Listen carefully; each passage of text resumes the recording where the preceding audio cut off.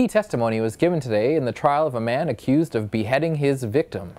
Province Courts reporter Keith Fraser has more. A petty neighborhood dispute led to a vicious attack in which a young man was nearly beheaded by a samurai sword, a jury was told Thursday. On the witness stand was a young man who was a friend of Manraj Akelarai, the 19-year-old killed in the January 2013 assault.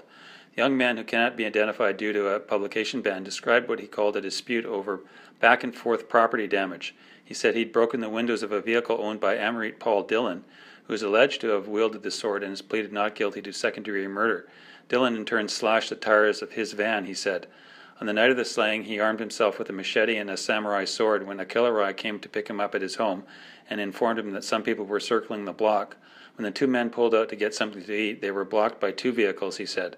He got out with his samurai sword and faced off against a man wielding a golf club. The two weapons clashed, and then the golf club struck him on the hand, forcing him to drop the sword and flee. He said he saw Dillon pick up the sword and chase after him and Akelarai, who was also fleeing the scene.